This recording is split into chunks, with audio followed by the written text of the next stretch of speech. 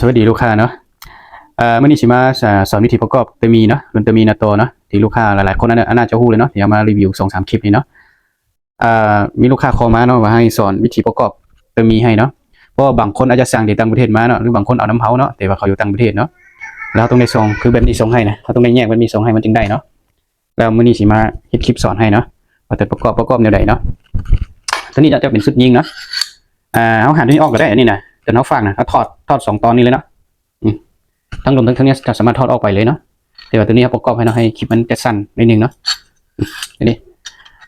วิธีประกอบเนาะเราก็เริ่มจากกันกวาดเบิ้งเนาะเบิ้งน็อตตัวนี้เนาะเราต้องมากวาดเบิ้งน็อตตัวนี้ว่าเขาหันแน่นโบหันเนาะเบิ้งน็อตตัวนี้เราต้องหันให้มันแน่นถ้าเขาหันมันโบแน่นมันจะมีลมทับออกมาตัวนี้นะเราหันโบแน่นเราต้องได้หันขึ้นตัวนี้นะเบิ้งชุดนี้เลยผู้ประกอบเลยเนาะรุ่นนี้เนาะหลังจากนั้นก็เบิ้งขึ้นตัวนี้เวลากดเบิ้งอะเบิ้งมันจะมีตัวเลขของเขาตัวเข็มเนาะตัวเข็มนี้เนาะนี่เห็นแจ้งปะเข็มตัวนี้ให้มันตรงให้มันเพียงกับตัวนี้เลยเนาะเวลาใส่แม็กมันถึงได้ตัวเขาเนี่ยเวลาเอาออกเนี่ยให้มันพอดีเป๊ะนี่เลยแล้วก่อนเขาอีจับเป๊ะตัวนี้ก็ต้องมาหั่นน็อตตัวนี้ต้องเบิ้งขึ้นตัวนี้แหละครับมันจะมี2 น็อตนี่นะ2 น็อตนี่เขาจะมาเบิ้งขึ้นตัวนี้มันเพียงแล้วมาหั่น2 น็อตนี่จับแน่นๆก็ได้แล้วนะหลังจากนั้นก็อัดใส่คือเก่าอันนี้จะเป็นอัดรุ่นนี้เขาจะเปลี่ยนเบื้องไส้เบื้องขวาได้หมดเด้อถ้าว่าเขาอยากผมมักเบื้องขวากับเปลี่ยนมาเป็นเบื้องไส้ก็ได้ตัวนี้นะตัวนี้เขาจะเฮ็ดมาเพื่อลูกค้าเนาะบางคนก็มักเบื้องไส้บางคนก็มักเบื้องขวาวิธีเปลี่ยนก็ง่ายๆเลยเนาะถ้าว่าลูกค้าเอาไปเนาะลูกค้าพอเข้าใจอยากเปลี่ยนก็โทรมาหาเขาก็ได้หรือว่าโคโยมาหาเนาะเขาสิบอกวิธีเปลี่ยนให้เนาะง่ายๆเลยเนาะวิธีหันน็อตนะมันมีอยู่ทึงนี้มันจะมีน็อตน้อยๆเนาะหันน็อตนี้ออกแล้วก็เอาเข็มออกแล้วตัวนี้ออกไปเลยตัวนี้นะเอาออกไปแล้วก็เอามาเปลี่ยนมาใส่เบื้องนี้นะมาเปลี่ยนใส่เบื้องไส้เนาะประกอบเราเริ่มจากเอาสวัสดตัวนี้กันนะมาใส่ดูกระแทกวาล์วอันนี้นะอันนี้กระแทกวาล์วได้สามารถเอาออกมาได้อันนี้นะอันนี้มาใส่เอาสวัสดมาใส่แบบนี้ไม่มีตัวซุปใส่ตัวนี้นะตัวนี้จะเป็นตัวเคียงเนาะเคียงสวัสดเนาะก็มาอัดใส่แบบนี้ก็มาใส่แบบนี้แล้วก็ดึงใส่มันแห้งนิดนึงรุ่นปืนล้มนี่เซอร์กระเจ6 เหรียญเลยเนาะกระเจ6 เหรียญสุดนี่ก็ได้เลยเนาะน็อตตัวนี้เนาะน็อตยาวนะน็อตยาวมาหาตัวนี้มันจึงจับได้นะเราต้องเอาน็อตสั้นเด้อถ้าลูกค้าที่เอาไปประกอบเองนะหันใส่ได้แล้วเนี่ยจับใส่ได้เนาะอันนี้เนาะจับตัวนี้ใส่ได้แล้วอันนี้ก็ดึงลงบึ้งได้แล้วนะนั่นก็สุดไก่นะอันนี้สุดไก่นี่เอามาใส่นะสุดไก่นี่มันเขาจะเฮ็ดมาแต่ห้องงานมาคือแบบนี้เลยเนาะสุดไก่นะเอาบริกรอย่างนั้นตัวล็อกไก่แบบนี้เอาอย่างล็อกกับล็อกนะตัวนี้ไม่ใช่เอามาซุปใส่คือแบบนี้นะหรือว่าเอาตัวนี้มาซุปใส่ก่อนก็ได้ใส่แบบนี้แล้วก็หันจับใส่เลยเนาะเดี๋ยวตัวนี้เขาจะใส่น็อตตัวยาวนิดนึงเนาะยาวนิดนึงจับมันถึงแน่นนะ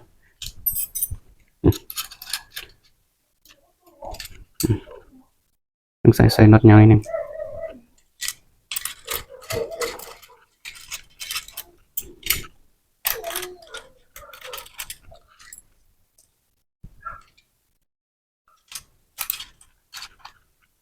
ได้เลยนะวันนี้ได้แล้วเขาก็เอามาลองทราบเนาะ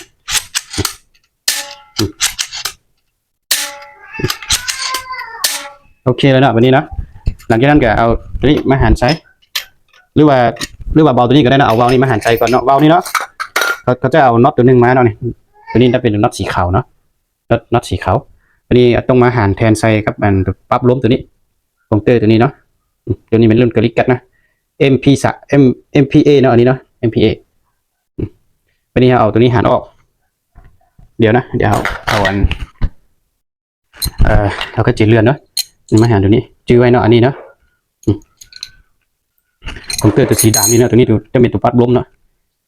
ปั๊บอยู่ที่1,200เนาะหรือว่า11 12เนาะอย่างนั้นแล้วก็มันมีซิมอย่างที่เขาเอาให้เนาะมันจะมีพวกซิมอย่างนี้เตือนซิมอย่างตัวนี้เนาะเอามาซุปใส่นี้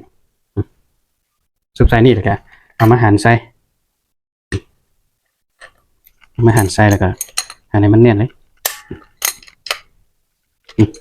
มันแน่นเลยเนาะนี่ก็ตัวนี้แล้วก็เอาน็อตตัวนี้มาหั่นใส่น็อตตัวนี้จะเป็นตัวจับอัดล้มตัวนี้อันนี้น็อตตัวนี้จะเป็นตัวอัพอันปรับล้มเนาะแต่ว่าเขาอยากใส่ของเตอร์นึงใส่ก็ได้อันนี้นะตัวอัน MPR นี่เนาะอยากเติมตัวนึงก็ได้บุเป็นยังเดี๋ยวมันจะเปลือนเนาะมันกันหลายนะเอาแบบนี้ใส่เขาหั่นให้มันพอดีเข้าเลยเด้อบทจำเป็นให้มันแน่นหลายเนาะนึงซุปล้มใส่ก็ได้แล้วนะแบบนี้ก็เอาน็อตนี่มาหั่นใส่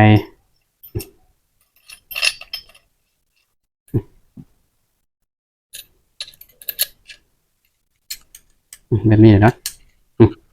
แต่ตัวนี้จะเป็นตัวเอากิ๊บมือหั่นใส่นะจะมาจับแบบนี้คลิปเดียวนะคลิปเดียวคู่ประกอบเลยเนาะอันนี้สอนเฉพาะคนบูเลยเนาะ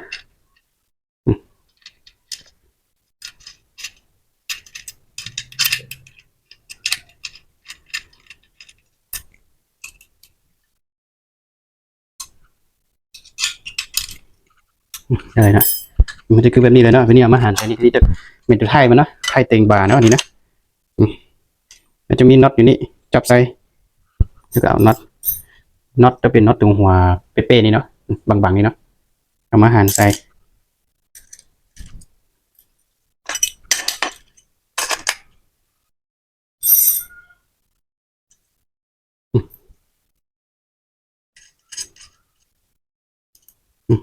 หั่นให้มันแน่นเนาะแล้วก็ทั้งเทิงนี่อันนี้มันจะเป็นตัวขาตับขากล้องจับนี่เนาะเอามาซุบใส่มันเข้าตัวที่เขาเฮ็ดมานี่เนาะของงานเนาะนี่เข้าแบบนี้เลยแล้วก็เอาอันน็อตตัวนี้จะเป็นตัวน็อตใหญ่นิดนึงเนาะเอามาหั่นจับใส่นะจับให้แน่นๆเลยนะแบบนี้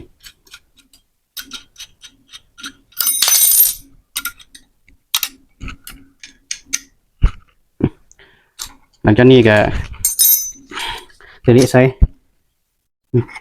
อันนี้เนาะอันนี้ถ้าว่าเขาบ่อยากใส่ก็บ่จำเป็นใส่ก็ได้เนาะตัวนี้เนาะเดี๋ยวอยากมันงามเขาใส่ก็ได้อันนี้นะใส่ก็ได้แต่ว่าใส่มันก็มีน้ำหนักเนาะเขาแนะนำให้ลูกค้าบ่จำเป็นใส่อันนี้เนาะใส่แบบนี้เลยก็ได้หรือว่าลูกค้ามักก็ใส่ได้เนาะหั่นมันก็มีน็อตมาหั่นจับใส่อันนี้